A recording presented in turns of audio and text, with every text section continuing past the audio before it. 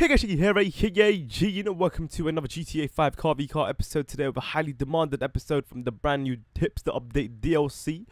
This is the unique Dubsta 6x6 off-road going against the Sandking XL 4x4 off-road. Here's the thing, as we know, obviously the Sandking itself got a couple of versions to it, a 2-door version and a 4-door version. Today we're going to be comparing the 4-door version. Of course, both of those versions are pretty much exactly similar to each other with performance. The only difference is the 2-door and the 4-door. That's pretty much it. So yes, we're comparing the XL against Dubsta 6x6 here. Starting off with the handling. If you guys do enjoy this episode, by the way, make sure you guys slam that like button and it'd be greatly appreciated. So yeah, handling for this, it's quite interesting actually, because this vehicle is obviously got 6 wheels, and it's one of those things where if you go at high speeds, taking these corners, it's got a tendency to actually oversteer a little bit, which is quite cool actually, because the combination with its understeering capabilities, of course, which is quite rather dominant over the oversteer, you sort of get this balance in the sense that you sort of get the drifty feel around the corners, so it's much more comfortable when you take these corners compared to the Sandking. The Sandking itself feels a little bit rigid, as it's slightly bigger than the Dubsta,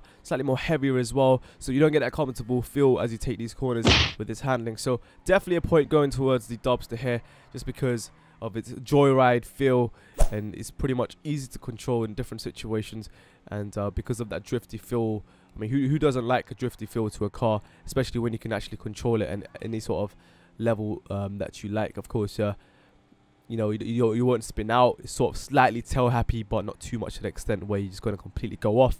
Sandking itself, of course, is efficient, but it's not the most comfortable taking these corners, as you see here. So definitely a point here to the Dubsta. But for the damage test, this is slightly interesting. You see here, so we hit the wall. His front bumper is slightly deteriorated. Other than that, everything seems fine.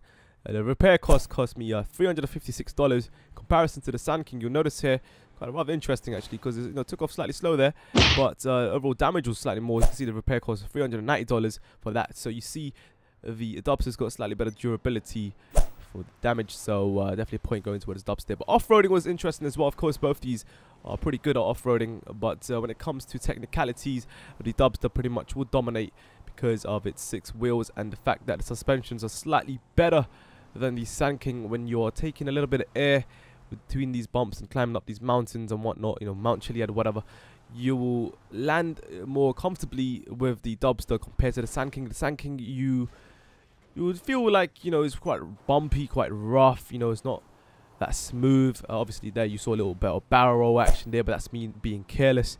But you see here, for example, you take a little bit airy landing. It's not the most comfortable. The suspensions are not that great compared to the Dubsta, but it's still doable. It's slightly less comfortable, as I said. So it works, but it's not as great as the Dubsta for off-roading.